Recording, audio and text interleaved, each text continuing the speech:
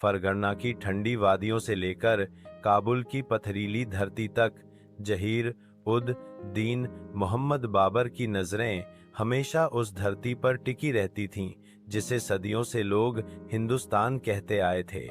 बाबर तैमूर का वंशज और चंगेज खान की रगों का खून अपने भीतर लिए हुए एक ऐसा शासक था जिसकी महत्वाकांक्षाएं सीमाओं से कहीं बड़ी थीं। वह केवल काबुल और समरकंद का राजा नहीं रहना चाहता था, उसकी निगाहें उस विशाल देश पर थीं जिसके बारे में वह सुनता आया था। सोने चांदी से भरा, उपजाऊ खेतों से लबालब और अनगिनत राजाओं में बौंटा हुआ, जहां की धरती पर हर दिन इतिहास लिखा जा रहा था। साल दर साल उसने हिंदुस्तान की राजनीति को ध्यान से देखा। दिल्ली के सिंहासन पर लोदी वंश का शासन था। इब्राहिम लोदी नाम का एक शासक अपने सेनापतियों और अमीरों से उलझता हुआ भीतर ही भीतर दरारों में घिरा हुआ था। उसके दरबार में असंतोष की लहरें थीं। पंजाब और दिल्ली के बीच दरारें गहरी हो रही थीं। बाबर को यह खबरें काबुल के अपने गुप्तचर नेटवर्क से मिलती रहती थीं। बाबर अक्सर अपनी रातें लंबी बैठकों में गुजारता, अपने सलाहकारों, सेनापतियों और अफसरों के साथ वह नक्शे फैलाकर बैठता और सोचता कि हिंदुस्तान पर चढ़ाई कैसे की जाए। उसे यह मालूम था कि हिंदुस्तान पर हमला करना कोई आसान काम नहीं है। वहां के राजा अपनी सेना और हथियारों में मजबूत थे। हाथी, घुड़सवार और पैदल सैनिक सबकी तादाद लाखों में थी, लेकिन बाबर को अपने एक अद्वितीय हथियार पर विश्वास था, तोपखाना।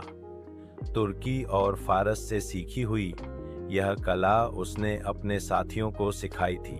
उसकी सेना तोपों और बारूद का इस्तेमाल कर सकती थी, जो हिंदुस्तान की सेना के लिए बिल्कुल नया और घातक अनुभव था। काबुल के किले में सर्द रातों में आग के चारों ओर बैठकर बाबर अपने सेनापतियों से कहा करता, हिंदुस्तान की धरती पर अब भी तैमूर की छाप मौजूद है, लेकिन हमने जो खोया उसे वापस पाना ही होगा। यह जमीन सिर्फ एक देश नहीं, बल्कि हमारी तकदीर है। अगर मैं वहां विजय प्राप्त कर लूं, तो यह साम्राज्य मेरे वंशजों के लिए हमेशा कायम रहेगा। उसके सैनिकों के मन में जोश था। काबुल और गर्जनी से होकर आए घुड़सवार, उज़्बेक और तुर्की योद्धा सब एक आवाज में कहते, हम आपके साथ हैं बादशाह। फिर शुरू हुआ तैयारी का दौर। बाबर ने अपने सैनिकों को नए ढंग से प्रशिक्षित करना शुरू किया। घोड़ों की नालें बदली गईं, तोपों की जांच की गई और सैनिकों को अलग अलग पंक्तियों में बांटा गया। उसके तोपची उस्ताद अली काहुली और मुस्तफा रुमी सबसे अहम लोग थे, जिन्होंने बाबर को आश्वासन दिया कि युद्ध में तोपें निर्णायक साबित होंगी। जब पहली बार पंजाब की धरती की ओर बढ़ने की बात आई, तो बाबर के दरबार में खामोशी छा गई। सभी जानते थे कि यह एक लंबा और जोखिम भरा सफर है। रास्ते में नदियां, रेगिस्तान और किलाबंद शहर थे, लेकिन बाबर ने सबको यकीन दिलाया, अगर हम दिल्ली तक पहुंचे तो हमारी तलवारों की चमक से इतिहास बदल जाएगा। उसके गुप्तचरों ने उसे यह भी बताया कि दिल्ली के शासक इब्राहिम लोदी के अपने ही लोग उससे नाराज हैं। कई राजाओं और अमीरों ने बाबर से गुप्त संदेश भेजकर मदद मांगी। वे इब्राहिम लोदी की शक्ति को चुनौती देने के लिए बाबर को बुलाना चाहते थे। बाबर को लगा कि यही सही वक्त है। फरघना से लेकर काबुल तक बाबर की सेना तैयार खड़ी थी। हजारों घुड़सवार, घातक तीरंदाज और बारूद से भरे तोपखाने सबके सब एक आवाज में नारे लगाते थे। घोड़ों की टापें जब धरती पर पड़ती तो लगता जैसे आसमान गूंज उठा हो। रवाना होने से पहले बाबर ने अपनी डायरी में लिखा, हिंदुस्तान की ओर बढ़ते हुए मेरा दिल तेजी से धड़क रहा है। मैं जानता हूँ कि यह रास्ता आसान नहीं होगा, लेकिन तैमूर की औलाद का फर्ज है कि वह दुनिया के सबसे अमीर और विशाल देश पर अपना हक जताए। मेरी किस्मत अब मेरी तलवार और अल्लाह की मदद से तय होगी। सेना धीरे धीरे काबुल से निकलकर सिंधु नदी की ओर बढ़ी। रास्ते में गांवों और कस्बों के लोग हैरानी से देख रहे थे कि कैसी विशाल सेना आगे बढ़ रही है। बाबर की निगाहें हमेशा आगे की ओर रहतीं, मानो उसके मन में दिल्ली का लाल किला पहले ही कैद हो चुका हो। कई महीनों की यात्रा के बाद बाबर ने पंजाब की ओर अपना डेरा जमाया। वह जानता था कि यह सिर्फ शुरुआत है। आगे उसे दिल्ली तक पहुंचने के लिए कई लड़ाइयां लड़नी होंगी, लेकिन बाबर की आंखों में आत्मविश्वास था। उसे विश्वास था कि उसकी तोपें, उसकी रणनीति और उसके सैनिकों का जोश हिंदुस्तान के शासकों को चकनाचूर कर देगा। वह रात जब उसने पहली बार हिंदुस्तान की धरती पर अपना कदम रखा, बाबर ने आसमान की ओर देखा और बुदबुदाया, यह धरती अब मेरी तकदीर है। यहाँ से जो सफर शुरू होगा वह सिर्फ मेरी जिंदगी नहीं बदलेगा, बल्कि पूरी दुनिया का इतिहास बदल देगा। उस रात पंजाब की हवाओं में अजीब सी सरगोशियां थीं। कोई नहीं जानता था कि आने वाले दिनों में पानीपत का मैदान खून से लाल हो जाएगा और एक नई सल्तनत की नींव रखी जाएगी। मुगल सल्तनत। काबुल की वादियों में सर्द हवाएं तेजी से बह रही थीं। बर्फ से ढकी पहाड़ियां, घोड़ों की हिनहिनाहट और सैनिकों के अभ्यास की आवाजें वातावरण में गूंज रही थीं। काबुल के कलीले में बैठे बाबर की आंखें दूर कहीं खोई हुई थीं। वह अक्सर अपनी डायरी में अपने मन की बातें लिखता था। उसमें वह हिंदुस्तान की कल्पना करता, एक विशाल, हरा भरा और उपजाऊ देश, जहां की नदियां सोने की तरह चमकती थीं और खेत हर मौसम में लहलहाते थे। लेकिन उस सपने तक पहुंचने का रास्ता आसान नहीं था। बाबर ने समरकंद को कई बार खोया और पाया था। उसने तैमूर की विरासत को संभालने की कोशिश की थी, मगर बार बार उसे पीछे हटना पड़ा। यही कारण था कि अब उसकी निगाहें काबुल से आगे हिंदुस्तान की ओर थीं। उसे लगता था कि वहां उसका भविष्य सुरक्षित है। काबुल में वह अपने सेनापतियों को बुलाकर रात दिन चर्चा करता।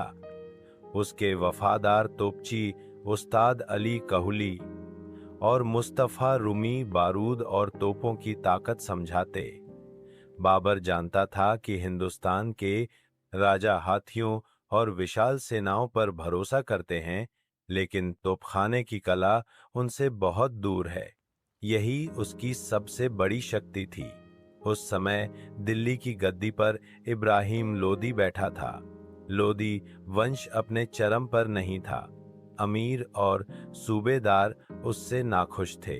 पंजाब के शासक, मेवात के सरदार और राजपूत सब उसकी नीतियों से असंतुष्ट थे। कईयों ने गुप्त पत्रों के माध्यम से बाबर को आमंत्रित किया कि वह आए और लोदी को हटाकर सिंहासन पर अधिकार करे। बाबर को यह संदेश जैसे किसी वरदान से कम न लगे। वह जानता था कि दुश्मन का घर भीतर से कमजोर हो तो बाहर से जीत आसान हो जाती है। उसने अपने सेनापतियों से कहा, यह वक्त हमारा है।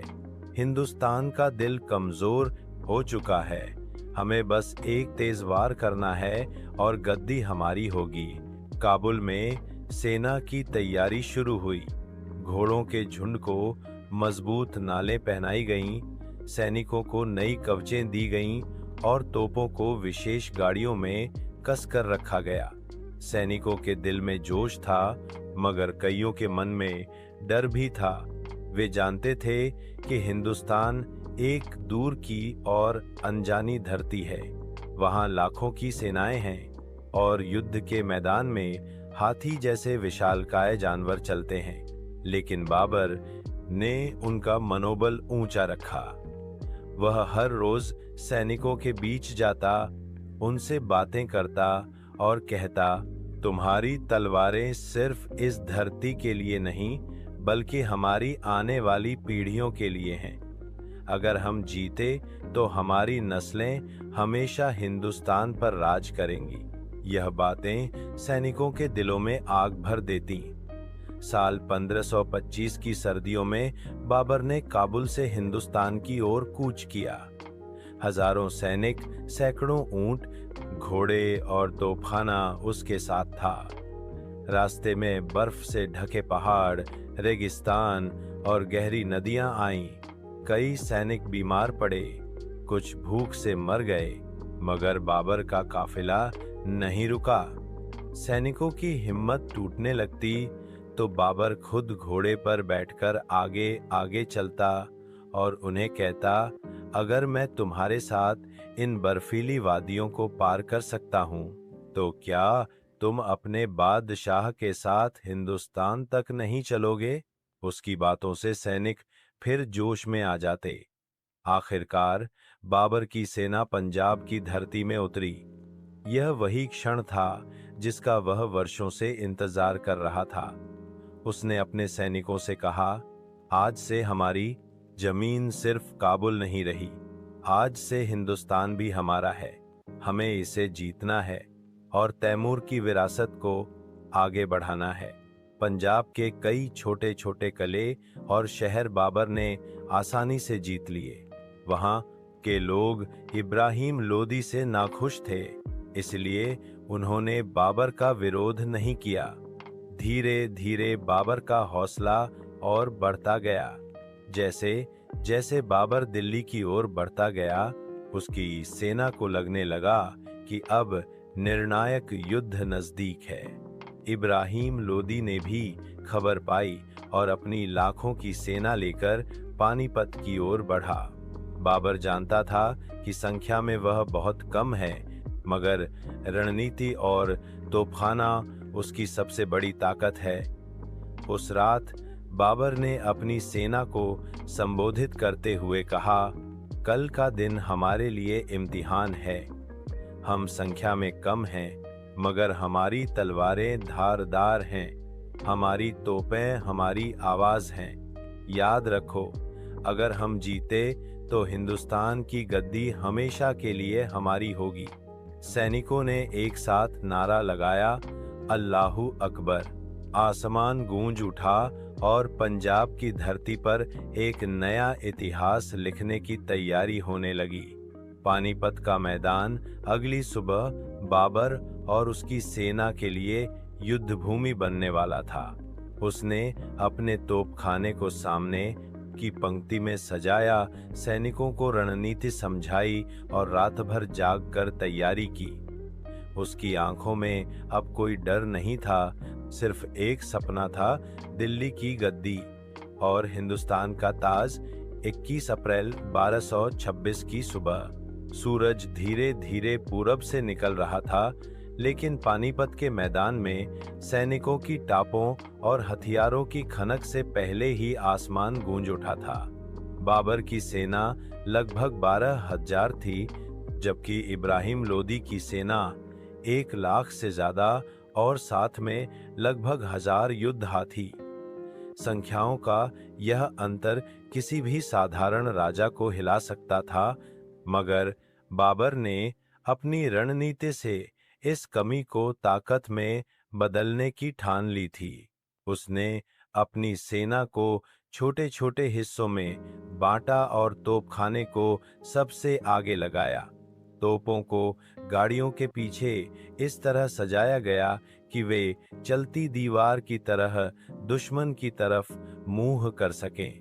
उस्ताद अली कुली और मुस्तफा रूमी ने पूरी रात तोपों की जांच की थी। दूसरी ओर इब्राहिम लोदी अपनी भारी भरकम सेना के साथ गर्व से खड़ा था। उसके हाथियों पर कवच चढ़ा हुआ था और सैनिक मानो बाढ़ की तरह मैदान में फैल गए थे। इब्राहिम को अपने संख्याबल पर पूरा भरोसा था।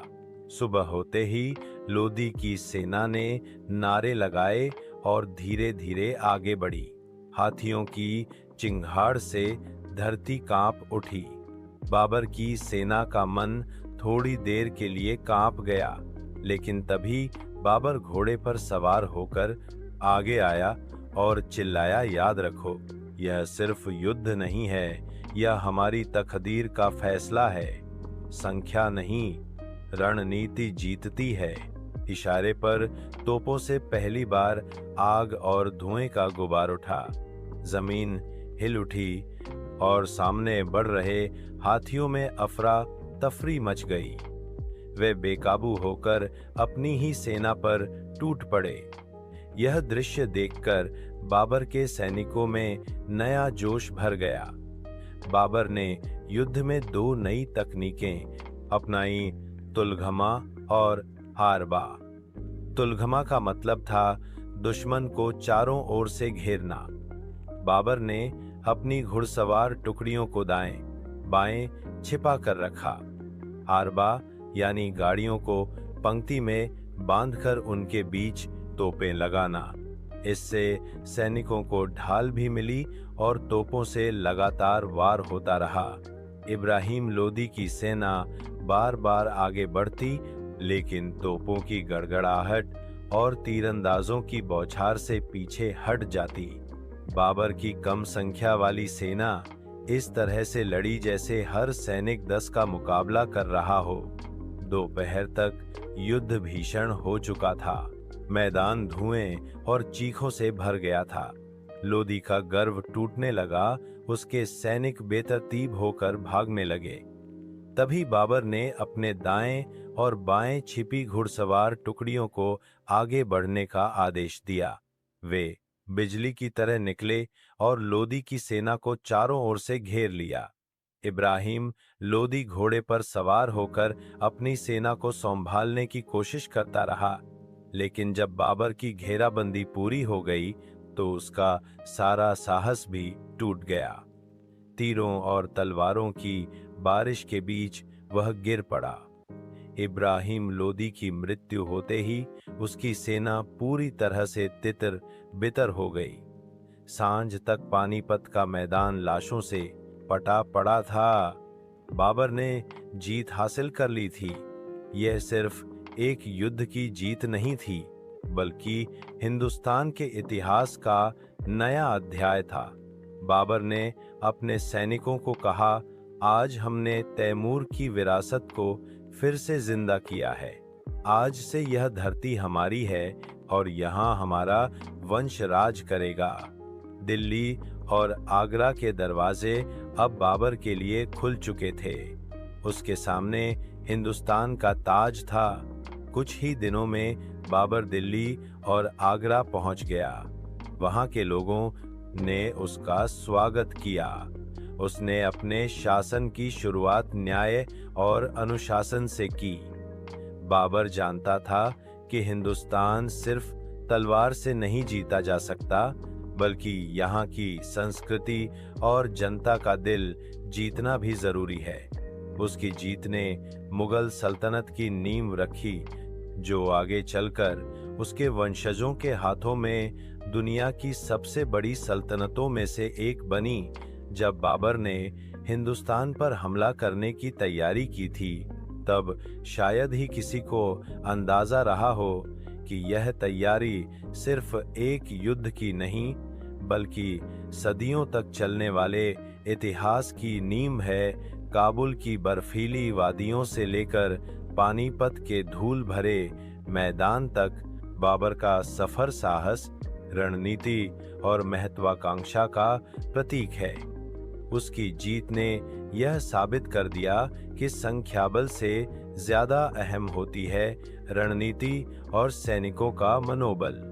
और इसी जीत से हिंदुस्तान में मुगल साम्राज्य की कहानी शुरू हुई, जो आने वाली कई पीढ़ियों तक चलता रहा। दोस्तों, आपने अभी सुना कि किस तरह बाबर ने काबुल की ठंडी वादियों से निकलकर हिंदुस्तान की धरती तक कदम रखा और पानीपत के मैदान में एक नया इतिहास रच दिया। यह कहानी सिर्फ युद्ध की नहीं थी, बल्कि साहस, रणनीति और महत्वाकांक्षा की कहानी थी। हम उम्मीद करते हैं कि आपको यह ऐतिहासिक यात्रा पसंद आई होगी। अगर आपको यह कहानी अच्छी लगी हो तो अपने विचार जरूर साझा करें। इतिहास हमें सिर्फ बीते जमाने की बातें नहीं सिखाता, बल्कि यह भी बताता है कि साहस और दूरदृष्टि से हर मुश्किल को जीता जा सकता है। आपका बहुत बहुत धन्यवाद जो आपने इसे सुना। अगली कहानी तक के लिए जुड़े रहिए और इतिहास की और भी अनकही बातों को जानने के लिए तैयार रहिए।